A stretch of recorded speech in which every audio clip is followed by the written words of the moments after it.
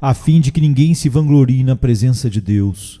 Mas vós sois dele em Cristo Jesus, o qual se nos tornou da parte de Deus sabedoria e justiça e santificação e redenção, para que, como está escrito, aquele que se gloria, glorie-se no Senhor.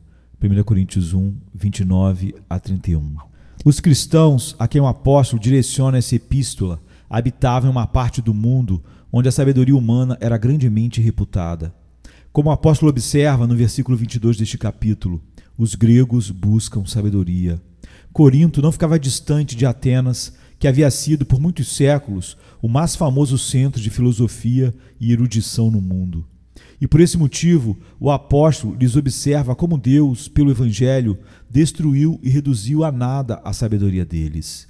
Os gregos eruditos e seus grandes filósofos, com toda a sua sabedoria, não conheceram a Deus, nem foram capazes de descobrir a verdade nas coisas divinas.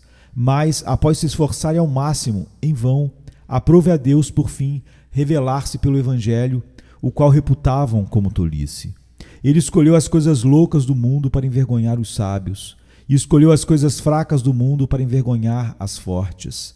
E Deus escolheu as coisas humildes do mundo, e as desprezadas, e aquelas que não são, para reduzir a nada as que são.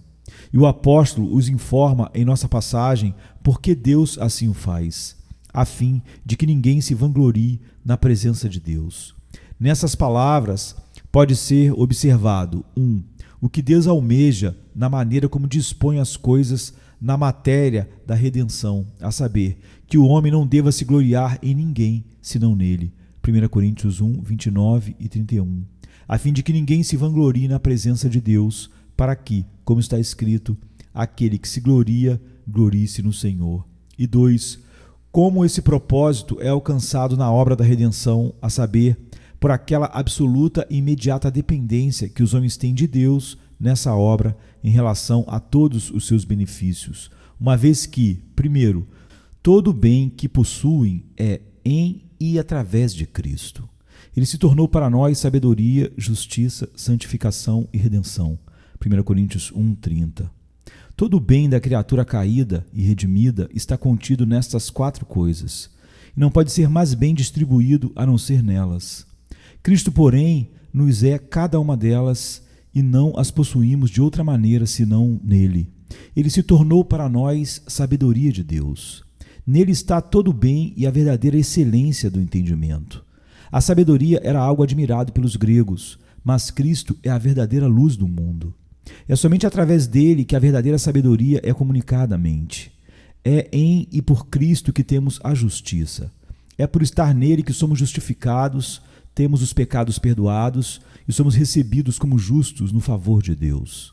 É por Cristo que temos a santificação. Temos nele verdadeira excelência de coração, bem como de entendimento. E ele é feito em nós justiça inerente, bem como imputada. É por Cristo que temos a redenção, ou a verdadeira libertação de toda miséria e a concessão de toda felicidade e glória. Assim, temos todo o nosso bem por Cristo, que é Deus. Em segundo lugar, outro exemplo em que nossa dependência de Deus para todo o nosso bem se evidencia é nisto. Foi Ele que nos deu Cristo para que, através dele, tivéssemos estes benefícios. Se nos tornou, da parte de Deus, sabedoria e justiça, etc. Em terceiro lugar, é por Ele que estamos em Cristo Jesus e viemos a ter participação nele, e assim recebemos aquelas bênçãos que se tornaram nossas. É Deus quem nos dá a fé pela qual nos firmamos em Cristo. De modo que neste versículo está demonstrada a nossa dependência de cada pessoa da Trindade para todo o nosso bem. Somos dependentes de Cristo, o Filho de Deus, já que Ele é nossa sabedoria, justiça e santificação e redenção. Somos dependentes do Pai que nos deu Cristo e o tornou essas coisas para nós. Somos dependentes do Espírito Santo, pois é por Ele que estamos em Cristo Jesus. É o Espírito de Deus que nos dá a fé nele, pela qual o recebemos e nos aproximamos dele. Então Deus é glorificado na obra da redenção pelo fato de que nela se evidencia uma dependência completamente absoluta e universal do redimido nele. Aqui me proponho a mostrar primeiro que há uma absoluta e universal dependência do redimido em Deus para todo o seu bem, E, em segundo, que Deus é dessa maneira exaltado e glorificado na obra da redenção. 1. Há uma absoluta e universal dependência do redimido em Deus. A natureza e disposição de nossa redenção é tal que os redimidos são, em tudo, direta, imediata e inteiramente dependentes de Deus. São dependentes dele para tudo e o são em todos os aspectos. As diversas formas em que a dependência de um ser em relação a outro para o seu bem e em que o redimido de Jesus Cristo depende de Deus para todo o seu bem são as seguintes: tem todo o seu bem por ele, e tem tudo através dele, e tem tudo nele. Ele é a causa e origem de onde todo o bem procede. Logo, procede dele, ele é o meio pelo qual esse bem é obtido e comunicado, assim, tem tudo através dele. E ele é o próprio bem, dado e concedido, portanto, é nele.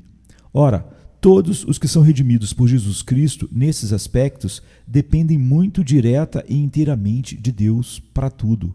Primeiramente, o redimido tem todo o seu bem procedente de Deus. Ele é o seu grande autor, é a sua causa primeira e não apenas isto, mas é a única causa própria. É por Deus que temos nosso Redentor. Foi Ele que nos forneceu um Salvador. Jesus Cristo não é apenas de Deus em sua pessoa, como seu Filho unigênito, mas ele procede de Deus no que diz respeito e em seu ofício de mediador. Ele é o dom de Deus para nós. Deus o escolheu e ungiu, apontou-lhe sua obra e o enviou ao mundo. E assim como é Deus quem dá, também é Deus quem aceita o Salvador. Ele dá o adquiridor e fornece a coisa a ser adquirida. É por Deus que Cristo se torna nosso, que somos aproximados e unidos a Ele.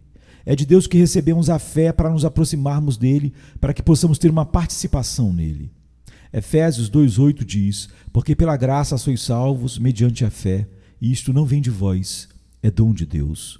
É de Deus que verdadeiramente recebemos todos os benefícios que Cristo adquiriu. É Deus quem perdoa e justifica e liberta do inferno, e em seu favor os redimidos são recebidos quando justificados. Portanto, é Deus que liberta do domínio do pecado, nos limpa de nossas imundícies e nos tira de nosso estado de deformidade. É de Deus que os redimidos recebem toda a sua verdadeira excelência, virtude e santidade, e isso de duas maneiras, isto é, uma vez que o Espírito Santo, pela qual essas coisas são imediatamente realizadas, é de Deus, procede dele e é enviado por ele, e também como o Espírito Santo é ele mesmo Deus, por cuja operação e habitação interior as coisas divinas, uma santa disposição e toda a graça são conferidas e sustentadas. E embora sejam feitos usos de meios ao conferir a graça às almas dos homens, ainda assim é de Deus que temos esses meios de graça, e é Ele quem os torna eficazes. É de Deus que temos as santas Escrituras, elas são a sua palavra. É de Deus que temos as ordenanças, e sua eficácia depende da influência imediata do Espírito Santo. Os ministros do Evangelho são enviados de Deus e toda a sua suficiência procede dele. Em 2 Coríntios 4:7 diz: temos, porém, este tesouro em vasos de barro, para que a excelência do poder seja de Deus e não de nós. Seu sucesso depende inteiramente e absolutamente da bênção e influência imediata de Deus. Tudo que o redimido possui provém da graça de Deus. Foi por pura graça que Deus nos deu o seu Filho unigênito. A graça é maior em proporção à excelência do que é dado. A dádiva foi infinitamente preciosa porque consistiu em uma pessoa infinitamente digna, de glória infinita, e também porque foi de alguém infinitamente próximo e querido de Deus. A graça é grande em proporção ao benefício que nos é concedido nela. O benefício é, sem dúvida, infinito, uma vez que nele somos libertos de uma miséria infinita, pois é eterna, e também recebemos alegria e glória eternas. A graça em conceder esse dom é grande em proporção ao nosso desmerecimento pelo que é dado. Ao invés de merecer tal dádiva, merecíamos eternos sofrimentos das mãos de Deus. A graça é grande de acordo com a maneira de a conceder, ou em proporção à humilhação e preço do método e meios pelos quais um caminho é construído para termos o dom. Ele o deu para habitar entre nós, para se encarnar em nossa natureza e à nossa semelhança, embora sem as enfermidades do pecado. Ele nos foi dado em um estado humilde e aflito, e não apenas isso, mas como morto, para que fosse uma festa para nossas almas. A graça de Deus, ao dar este dom, é livre. Deus não tinha obrigação de concedê-lo. Ele poderia ter rejeitado todos os homens caídos, como fizera com os anjos que pecaram. Nunca fizemos qualquer coisa para merecer. Foi dado enquanto ainda éramos inimigos e antes que houvéssemos nos arrependido. Procedeu do amor de Deus, que não viu em nós excelência alguma para atraí-lo, e foi sem expectativa de jamais receber algo em troca por isso. É por pura graça que os benefícios de Cristo são aplicados a tais e tais pessoas em particular. Aqueles que são chamados e santificados devem atribuí-lo somente ao beneplácito da boa vontade de Deus, pela qual são destacados dos demais. Ele é soberano e se compadece de quem quer. Jesus orou no dia em que ele seria entregue para morrer. Eu oro por eles. Eu não oro pelo mundo, eu oro pelos que tu me deste, porque eram teus e tu me destes. O homem tem agora uma dependência ainda maior da graça de Deus do que tinha antes da queda. Ele depende da livre benevolência de Deus para muito mais do que então. Naquela época, dependia da bondade de Deus em conferir a recompensa da obediência perfeita, pois Deus não estava obrigado a prometer e conceder essa recompensa. Mas agora, somos dependentes da graça de Deus para muito mais. Necessitamos dela não apenas para nos conceder a glória, mas para nos libertar do inferno e da ira eterna. No primeiro pacto, dependíamos da bondade de Deus para nos dar a recompensa da justiça. E isso ainda acontece hoje. Mas precisamos de livre e soberana graça de Deus para nos dar aquela justiça, perdoar nossos pecados e nos livrar da culpa e do seu desfavor infinito. E como somos mais dependentes da benevolência de Deus agora do que no primeiro pacto, assim somos dependentes de uma benevolência muito maior, mais livre e maravilhosa. Somos agora dependentes da boa vontade arbitrária e soberana de Deus. Éramos, em nosso primeiro estado, dependentes de Deus para nossa santidade. Tínhamos nossa justiça original a partir dele. Mas então a santidade não era concedida desse modo soberano e desobrigado como é agora. O homem foi criado santo, pois aprouve a Deus criar santas todas as suas criaturas racionais. Seria uma depreciação da santidade da natureza de Deus se houvesse feito uma criatura inteligente impura. Mas agora, quando o homem caído é santificado, é por mera e livre graça. Deus pode negar para sempre a santidade às suas criaturas caídas, se isso lhe agradar, sem qualquer prejuízo de nenhuma de suas perfeições. E somos, na verdade, não apenas mais dependentes da graça de Deus, mas nossa dependência é muito mais óbvia, porque nossa própria insuficiência e desamparo são muito mais evidentes em nosso estado caído e afundado do que era antes que fôssemos pecadores ou miseráveis. Somos mais claramente dependentes de Deus para a santidade, porque somos primeiramente pecadores e inteiramente contaminados, e depois santos. Assim, a produção do efeito é sensível, e sua procedência de Deus é mais óbvia. Se o homem fosse sempre santo, e se preservasse nesse estado, não seria tão evidente que ele não tinha santidade necessariamente, como uma qualificação inseparável da natureza humana. Assim, somos mais claramente dependentes da livre graça pelo favor de Deus, pois somos primeiramente os objetos do seu desfavor, e depois somos recebidos no seu favor. Somos mais claramente dependentes dele para a nossa felicidade, sendo primeiramente miseráveis, depois felizes. É mais claramente livre e sem méritos em nós, porque na verdade estamos desprovidos de qualquer tipo de excelência ou mérito, se é que existe tal coisa como mérito na excelência de criaturas. E somos não apenas desprovidos de qualquer verdadeira excelência, mas cheios e completamente corrompidos com aquilo que é infinitamente odioso. Todo o nosso bem procede mais claramente de Deus, porque estamos primeiramente nus e completamente desprovidos de quaisquer benefícios, para posteriormente sermos enriquecidos com todo o bem. 2. Recebemos tudo pelo poder de Deus. A redenção humana é frequentemente descrita como uma obra de maravilhoso poder, assim como de graça. O grande poder de Deus se evidencia ao trazer um pecador do seu estado rebaixado, das profundezas do pecado e da miséria, a um exaltado estado de santidade e felicidade. Efésios 1,19 diz: "E qual a suprema grandeza do seu poder para com os que cremos, segundo a eficácia da força do seu poder. Somos dependentes do poder de Deus em cada passo da nossa redenção. Dependemos do seu poder para nos converter e nos dar a fé em Jesus Cristo e a nova natureza.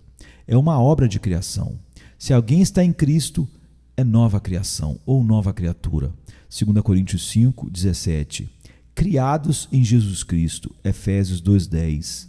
A criatura caída não pode alcançar a verdadeira santidade a não ser que seja recriada. Efésios 4, 24 diz: E vos revistais do novo homem, criado segundo Deus, em justiça e retidão procedentes da verdade. É uma ressurreição dos mortos. Colossenses 2, 12 e 13 diz: No qual igualmente fostes ressuscitados mediante a fé no poder de Deus, que o ressuscitou dentre os mortos. Sim, é uma obra de poder mais gloriosa que uma mera criação ou ressurreição de um corpo morto para a vida, uma vez que o efeito alcançado é maior e mais excelente. Essa existência santa e feliz e a vida espiritual que é produzida na obra da conversão é um efeito bem maior e mais glorioso do que a simples existência e vida. E o estado a partir do qual a mudança é feita, uma morte no pecado, uma total corrupção da natureza e a profundidade da miséria é bem mais remoto do estado alcançado do que a mera morte ou não existência. Também é pelo poder de Deus que somos preservados no estado de graça. 1 Pedro 1,5 diz que sois guardados pelo poder de Deus mediante a fé para a salvação.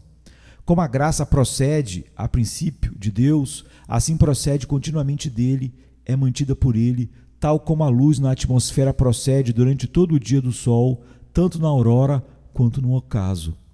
Os homens são dependentes do poder de Deus para todo exercício da graça e para a realização desses exercícios no coração, para subjugar o pecado e a corrupção, aumentar os santos princípios e capacitar a geração de frutos nas boas obras. O homem é dependente do poder divino para trazer a graça à sua perfeição, para tornar a alma receptível à gloriosa semelhança de Cristo e preenchê-la com satisfatória alegria e bênção, e por ressuscitar o corpo para a vida, a tal perfeito estado que o torna adequado a ser habitação e órgão de uma alma a ser aperfeiçoada e bendita. Estes são os mais gloriosos efeitos do poder de Deus, que são vistos nas sequências dos seus atos relacionados às criaturas. No seu primeiro estado, o homem era dependente do poder de Deus, porém muito mais agora, quando depende desse poder para realizar mais coisas por ele, e depende mais dos poderosos exercícios do seu poder. Foi devido ao poder de Deus que o homem foi santificado no princípio. Todavia, muito mais notavelmente no presente, porque há muita oposição e dificuldade no caminho. É um efeito mais glorioso do poder santificar o que era sobremodo depravado e o que estava debaixo do domínio do pecado, do que conferir santidade ao que anteriormente nada tinha de oposição. É uma obra mais gloriosa de poder resgatar uma alma das mãos do diabo e do poder das trevas, trazendo-a a um estado de salvação, do que conferir santidade onde não havia predisposição à oposição. Como Lucas 11, 21 e 22 diz: quando o valente bem armado guarda a sua própria casa, ficam em segurança todos os seus bens. Sobrevindo, porém, um mais valente do que ele, vence-o, tira-lhe a armadura em que confiava e lhe divide os despojos. Portanto, é uma obra mais gloriosa de poder sustentar uma alma no estado de graça e santidade e conduzi-la até que seja trazida a glória, quando há tanto pecado residual no coração, fazendo resistência, e Satanás com toda a sua poderosa oposição, do que o necessário para impedir o homem de cair no princípio, quando Satanás não tinha parte com ele.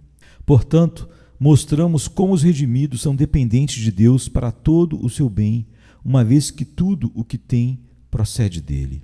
Segundo, também são dependentes de Deus para tudo, uma vez que tem tudo através dele. Deus é tanto o meio quanto o autor e fonte desses bens. Tudo o que temos, a sabedoria, perdão de pecados, libertação do inferno, aceitação no favor, graça e santidade de Deus, o verdadeiro conforto e felicidade, a vida eterna e a glória, procede de Deus através de um mediador. E este mediador é Deus, em quem temos absoluta dependência, pois através dele recebemos tudo. Portanto, eis aqui outro modo em que temos nossa dependência de Deus para todo o nosso bem. Deus não apenas nos dá um mediador e aceita sua mediação, e pela sua graça e poder concede as coisas a serem adquiridas pelo mediador, mas o próprio Deus é o mediador. Nossas bênçãos consistem naquilo que temos por aquisição, e esta aquisição é feita por Deus. As bênçãos são adquiridas por Ele, e Ele concede o fiador. E não apenas isso, mas Ele próprio é o fiador. Sim, Deus é tanto o adquiridor quanto o preço, pois Cristo, que é Deus, adquiriu essas bênçãos por nós ao oferecer-se a si mesmo como preço pela nossa salvação. Adquiriu vida eterna pelo sacrifício de si mesmo. Hebreus 7:27 diz: a si mesmo se ofereceu. E 9:26 diz: se manifestou uma vez por todas para aniquilar pelo sacrifício de si mesmo o pecado. Na verdade, foi a pessoa humana que foi ofertada, mas esta era uma só pessoa com a divina. Portanto, o sacrifício foi de preço infinito. Assim como temos nosso bem através de Deus, também dependemos dele em certos aspectos que o homem, no seu primeiro estado, não dependia. Anteriormente, o homem obteria vida eterna por sua própria justiça, de modo que ele dependia parcialmente do que havia em si próprio, pois dependemos daquilo que serve de meio para o nosso bem, bem como daquilo de onde procede o que temos. Embora a justiça da qual o homem então dependia procedesse de fato de Deus, contudo, pertencia a ele, era-lhe inerente, portanto, sua dependência de Deus não era tão imediata. Mas agora, a justiça de que dependemos não está em nós, mas em Deus. Somos salvos através da justiça de Cristo. Ele tornou-se para nós justiça. Portanto, na profecia de Jeremias 23:6 é chamado de Senhor, justiça nossa. Essa justiça pela qual somos justificados é a justiça de Cristo, é a justiça de Deus. 2 Coríntios 5:21 diz: para que nele fôssemos feitos justiça de Deus. Portanto, na redenção, não apenas temos todas as coisas de Deus, mas por e através dele, como diz 1 Coríntios 8:6. Todavia, para nós há um só Deus, o Pai, de quem são todas as coisas e para quem existimos, e um só Senhor, Jesus Cristo, pelo qual são todas as coisas e nós também, por ele. Terceiro, os redimidos têm todo o seu bem em Deus. O que temos é não apenas dele e através dele, mas consiste nele. Deus é todo o nosso bem. O bem dos redimidos é ou objetivo ou inerente. Por bem objetivo, me refiro ao objeto externo, por cuja posse e gozo são felizes. O bem inerente é aquela excelência ou prazer que está na própria alma. Com respeito a ambos, o redimido tem todo o seu bem em Deus, ou o que dá no mesmo, o próprio Deus é todo o seu bem. Então, número 1, os redimidos têm todo o seu bem objetivo em Deus. Ele próprio é o grande bem ao qual, pela redenção, são levados a possuir e gozar. É o sumo bem e a soma de todo o bem que Cristo adquiriu. Deus é a herança dos santos, é a porção de suas almas. Ele é sua riqueza e tesouro, seu alimento, vida, lugar de habitação, seu ornamento e diadema e sua honra e glória eternas. Eles não têm ninguém no céu senão Deus. Ele é o bem maior que os redimidos recebem na morte e com a qual devem ressurgir no fim do mundo. O Senhor Deus é a luz da Jerusalém celestial e é o rio de água da vida que corre e a árvore que cresce no meio do paraíso de Deus. As gloriosas excelências e beleza de Deus serão as coisas que prenderão eternamente as mentes dos santos, e o seu amor será sua festa eterna. Os redimidos, com efeito, aproveitarão outras coisas, os anjos e uns aos outros, mas o que aproveitarão nos anjos, ou uns nos outros, ou em qualquer outra coisa que lhes forneça deleite e felicidade, será o que de Deus possa ser visto nessas coisas. 2. Os redimidos têm todo o bem inerente em Deus. O bem inerente é duplo, é ou excelência ou prazer. Estes, os redimidos, não apenas derivam de Deus como causa, mas têm nele. Têm excelência e alegria espiritual por um tipo de participação em Deus. São feitos excelentes pela comunicação da excelência de Deus. Ele lhes concede sua própria beleza, ou seja, a sua formosa semelhança em suas almas. São feitos participantes da natureza divina ou da imagem moral de Deus, como está em 2 Pedro 1,4. São santos, pois participam na sua santidade, como está em Hebreus 12:10. Os santos são belos e benditos pela comunicação da santidade e júbilo de Deus, como a lua e os planetas brilham devido à luz solar. O santo tem alegria e prazer espiritual por um tipo de efusão de Deus na alma. Nestas coisas, os redimidos têm comunhão com Deus, pois são partícipes com Ele e nele.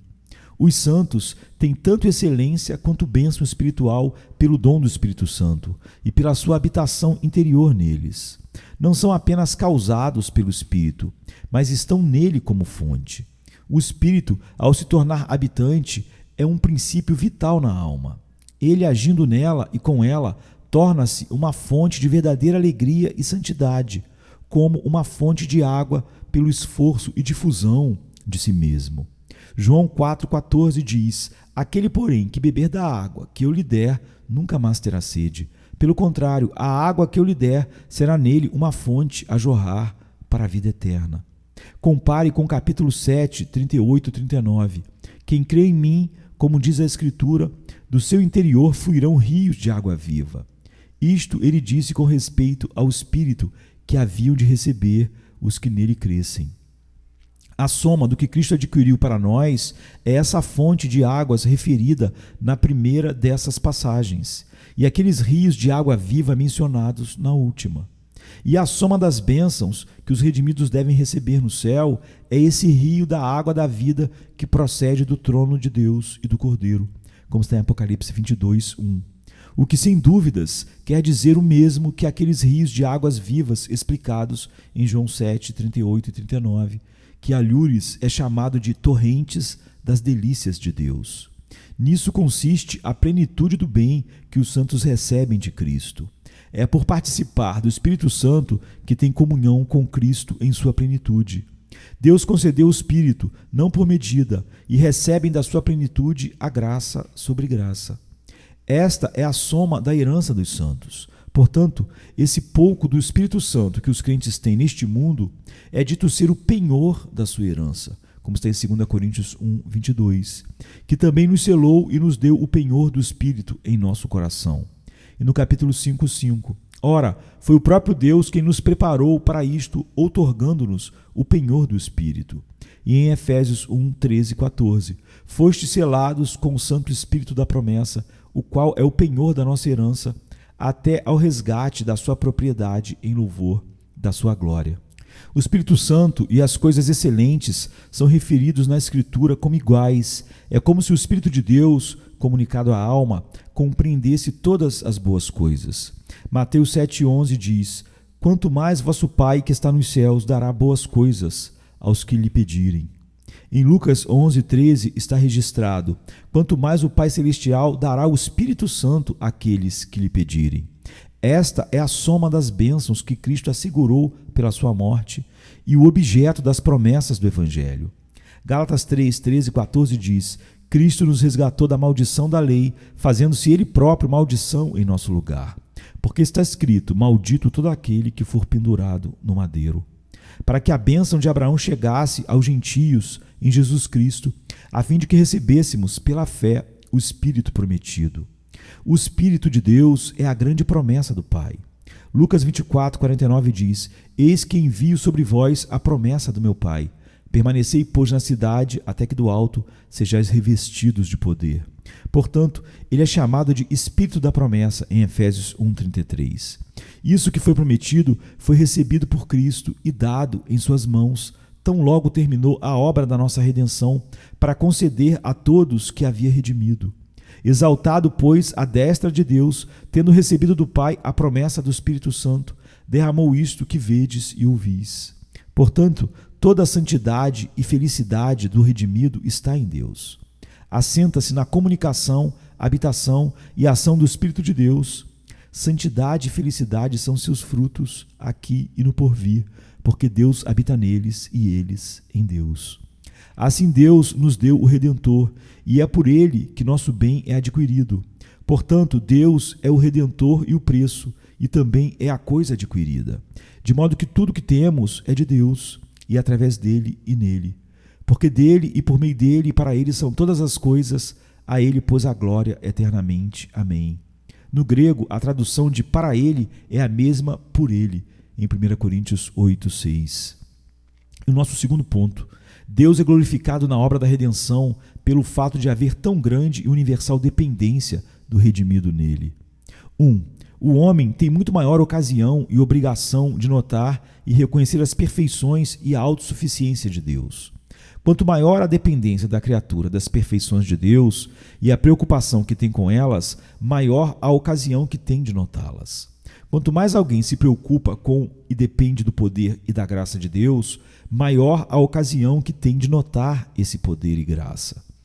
Quanto maior e mais imediata a dependência que há da santidade divina, maior a ocasião de notá-la e reconhecê-la. Quanto maior e mais absoluta a dependência que temos das perfeições divinas, na medida em que pertencem às diversas pessoas da Trindade, maior a oportunidade que temos de observar e conceder a glória divina a cada uma delas. Aquilo com que mais nos importamos certamente é mais notável no modo da nossa observação e reconhecimento. E esse tipo de preocupação com algo, isto é, a dependência, tende especialmente a ordenar e obrigar a atenção e observação. Aquilo de que não dependemos tanto, facilmente negligenciamos. Mas é raro que façamos outra coisa se não nos importarmos com aquilo do que mais dependemos. Devido à nossa grande dependência de Deus e de suas perfeições em muitos aspectos, Ele e sua glória são mais diretamente postos em nossa visão, para onde quer que movamos os olhos. Temos maior oportunidade de reconhecer a autossuficiência de Deus quando toda a nossa suficiência é completamente dele. Temos mais oportunidade de contemplá-lo como um bem infinito, como fonte de todo bem. Tal dependência de Deus demonstra sua autossuficiência. Quanto mais a dependência da criatura está em Deus, mais aparece o esvaziamento dela de si mesmo. E quanto maior o esvaziamento da criatura, maior será a plenitude do ser que a preenche. O fato de termos tudo de Deus mostra a plenitude do seu poder e graça. Em que tenhamos tudo através dele mostra a plenitude do seu mérito e dignidade. E o termos tudo nele demonstra sua plenitude de beleza, amor e felicidade. E os redimidos, devido à grandeza da sua dependência de Deus, têm não apenas maior oportunidade, mas mais obrigação de contemplar e reconhecer a glória e plenitude de Deus. Como seríamos insensatos e ingratos se não reconhecêssemos essa suficiência e glória das quais dependemos absoluta, imediata e totalmente. E 2. Logo, está demonstrado como é grande a glória de Deus em comparação à de suas criaturas. Sendo a criatura desse modo tão completa e totalmente dependente de Deus, torna-se evidente que ela nada é e que Deus é tudo. Daí é evidente que Ele está infinitamente acima de nós. Essa força, sabedoria e santidade de Deus estão infinitamente acima das nossas. Conquanto a criatura apreenda Deus como grande e glorioso, contudo, se não for sensível à diferença que há entre ela e Deus, a ponto de ver que a glória de Deus é grandiosa, comparada com a sua própria, não estará disposta a dar a Deus a glória devida ao seu nome. Se a criatura se põe em qualquer aspecto no mesmo nível que Deus, ou se exalta para competir com Ele, ainda que possa entender que essa grande honra e profundo respeito pertencem a Deus, a serem concedidos por aqueles que estão a grande distância dele, não estará sensível de que este é o seu dever. Quanto mais os homens se exaltam, menos estarão dispostos a exaltar a Deus. É certo o que Deus pretende ao dispor as coisas na redenção. Se admitimos ser a Escritura a revelação da vontade de Deus, que Ele deva aparecer na sua plenitude e o homem vazio em si mesmo, que Ele apareça como tudo e o homem como nada. É o desígnio declarado de Deus que ninguém se glorie na sua presença, o que implica que é seu propósito promover sua própria glória em comparação aos outros. Quanto mais o homem se gloria na presença de Deus, menos glória é atribuída a ele. E 3. Por isto ter sido assim ordenado, isto é, que a criatura devesse ter dependência tão absoluta e universal de Deus, é feita a provisão para que Deus deva possuir toda a nossa alma e ser o objeto de nosso exclusivo respeito. Se tivéssemos nossa dependência parcialmente em Deus e parcialmente em outra coisa qualquer, o respeito do homem seria dividido entre essas diferentes coisas das quais depende. Assim seria se dependêssemos de Deus apenas para uma parte do nosso bem, nossa salvação e etc. E em nós mesmos ou em outro ser para outra parte. Ou se tivéssemos nossos bens apenas de Deus e através de outro que não fosse Deus e em alguma outra coisa distinta de ambos. Nossos corações estariam divididos entre o bem em si e aquele de quem e através de quem nós o recebemos. Mas agora não há mais ocasião para isto. Deus sendo não apenas aquele de quem temos todo o bem, mas também através de quem o recebemos, sendo Ele próprio o bem. De modo que, o que quer que haja para atrair nosso respeito, a tendência ainda é direcionar tudo para Deus. Tudo se une nele como centro. Agora faremos uma breve aplicação. 1. Podemos observar aqui a maravilhosa sabedoria de Deus na obra da redenção. Deus tornou a nulidade e misérias humanas, seu estado rebaixado, perdido e arruinado, no qual se afundou pela queda, numa ocasião para a maior promoção da sua própria glória, para que, como das outras maneiras, e em particular nessa, haja agora muito mais dependência total e evidente do homem em Deus. Embora se agrade em levantar o homem deste sombrio abismo de pecado e miséria no qual caiu, e grandemente o exalte em excelência e honra, a um alto grau de glória e bênção, contudo, a criatura de modo algum tem algo do que se gloriar. Toda a glória, evidentemente, pertence a Deus. Tudo se encontra em simples, grande, absoluta e divina dependência do Pai, Filho e Espírito Santo. E cada pessoa da Trindade é igualmente glorificada nessa obra.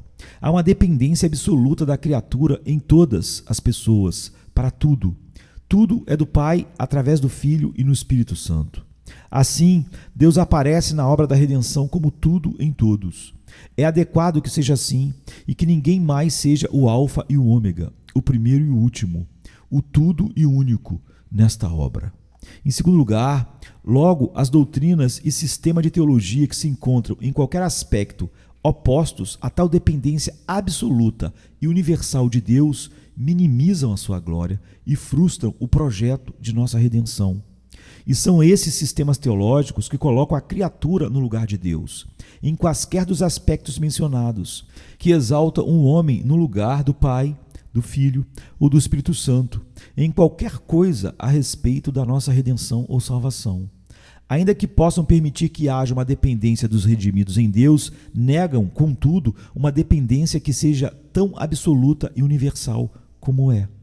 Concordam que haja uma inteira dependência de Deus para algumas coisas, mas não para outras. Concorda que dependemos de Deus para a dádiva e aceitação de um Redentor, mas negam tão absoluta dependência dele para a obtenção de uma participação e interesse no Redentor.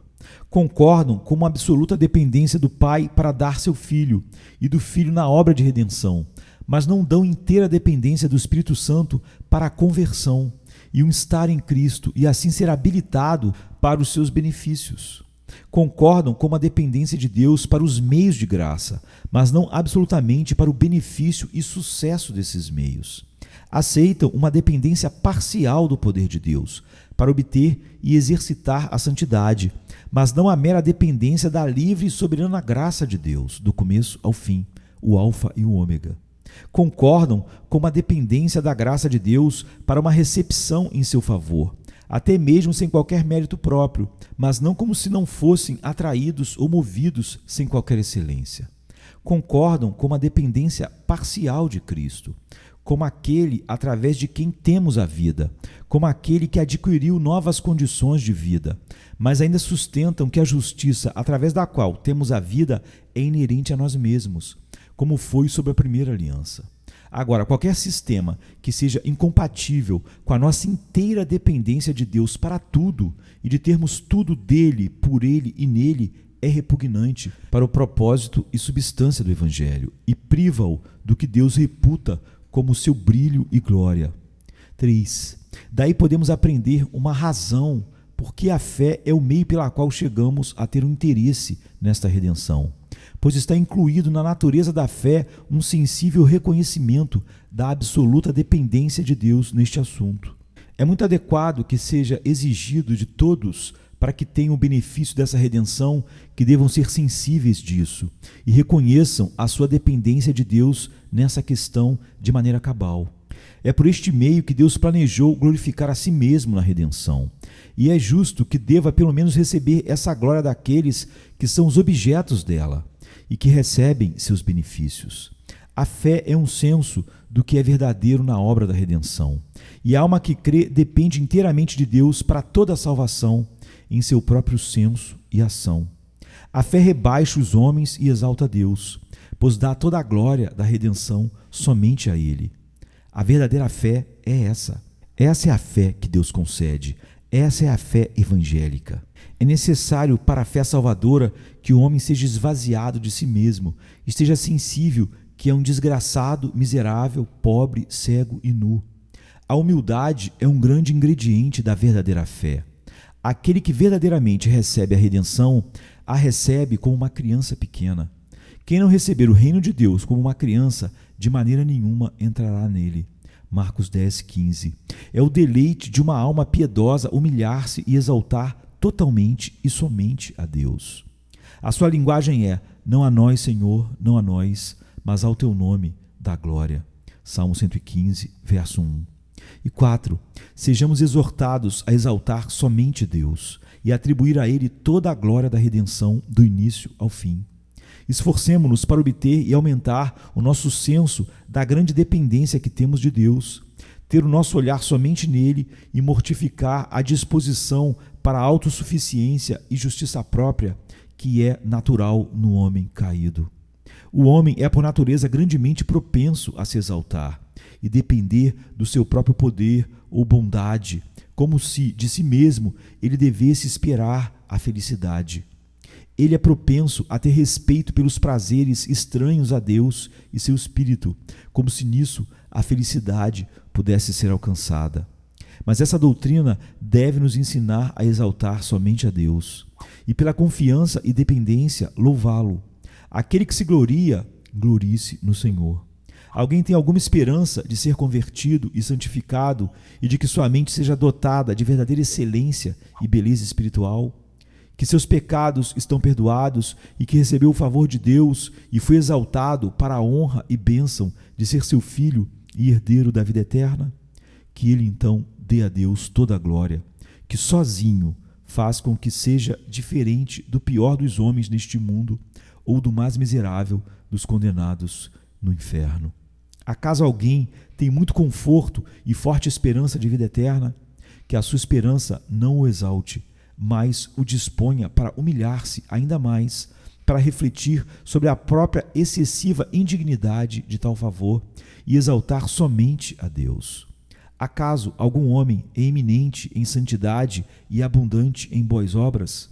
Que ele não leve nada dessa glória para si mesmo, mas a atribua àquele cuja obra somos criados em Cristo Jesus para as boas obras, a fim de que ninguém se vanglorie na presença de Deus, mas vós sois dele em Cristo Jesus, o qual se nos tornou da parte de Deus sabedoria e justiça e santificação e redenção, para que, como está escrito, aquele que se gloria, glorie-se no Senhor.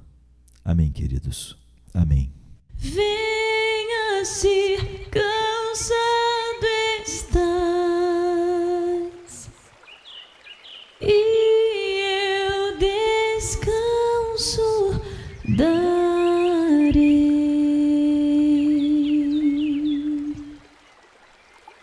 Tu descansarás.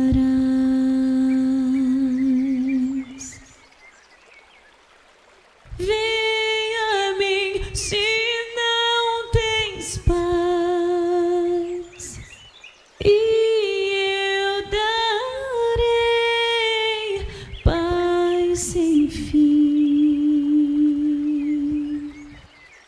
Terás paz sem fim.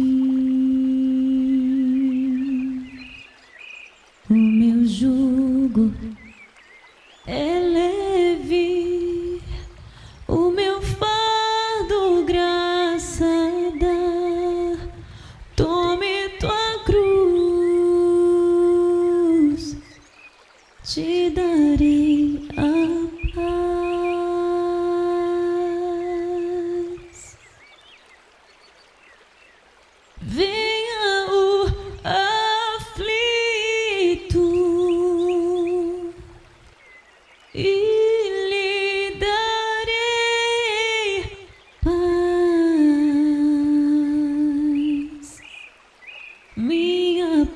vos darei.